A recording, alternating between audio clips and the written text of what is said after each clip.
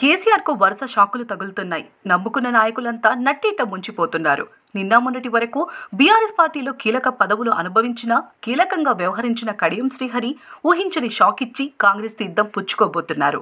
ఇప్పటికే పసునూరి దయాకర్ కాంగ్రెస్లో చేరగా, తాటికొండ రాజయ్య కూడా కాంగ్రెస్ వంకే చూస్తున్నారు. దీంతో కాంగ్రెస్ టికెట్ ఎవరికి అన్నది తెలంగాణలో, ముఖ్యంగా ఉమ్మడి వరంగల్ జిల్లాలో జరుగుతున్న చర్చ.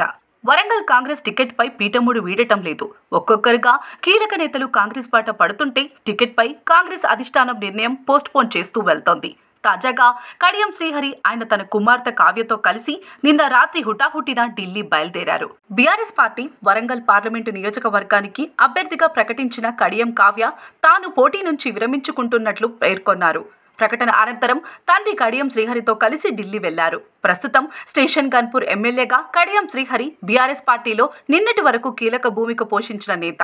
ప్రస్తుతం మారుతున్న తాజా రాజకీయ పరిణామాలతో కుమార్తెతో కలిసి కడియం శ్రీహరి ఢిల్లీ బాట పట్టారు. ఆమె వచ్చిన తర్వాతే కాంగ్రెస్లో చేరేందుకు సిద్ధమయ్యారని సమాచారం. ఈరోజు ఏఐసీసీ పెద్దలను కలిసిన అనంతరం కాంగ్రెస్ తీర్థం పుచ్చుకోనున్నారు. వరంగల్ స్థానానికి కాంగ్రెస్ పార్టీ ఇంకా అభ్యర్థిని ప్రకటించకపోవడంతో కాంగ్రెస్ పార్టీ నుంచి టికెట్ వచ్చే అవకాశం ఉందని స్థానికంగా పెద్ద ఎత్తున చర్చ జరుగుతోంది.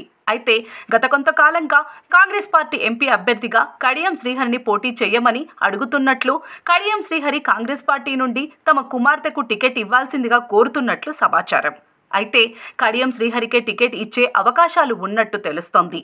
ఈ నెల 31వ తేదీన కాంగ్రెస్ పార్టీ తమ అభ్యర్థిని ప్రకటించనున్న నేపథ్యంలో కడియం శ్రీహరి, ఆయన కుమార్తె కడియం కావ్య కాంగ్రెస్లో చేరితే పరిణామాలు ఏ విధంగా మారుతాయి? వీరిలో ఎవరికి కాంగ్రెస్ టికెట్ వస్తుంది? మరోవైపు సిపిఐ పొత్తుల నేపథ్యంలో వరంగల్ టికెట్ తమకు కావాలని పట్టుపడుతోంది. తమ అభ్యర్థిగా బీఆర్ లెనిన్ పేరును ప్రకటించింది. ఈ క్రమంలో కాంగ్రెస్ వరంగల్ ఎంపీ టికెట్ ఎవరికి అనేది తెలియాల్సి ఉంది. ఏది ఏమైనా ఈసారి వరంగల్లో ఊహించని పోటీ నెలకొంది.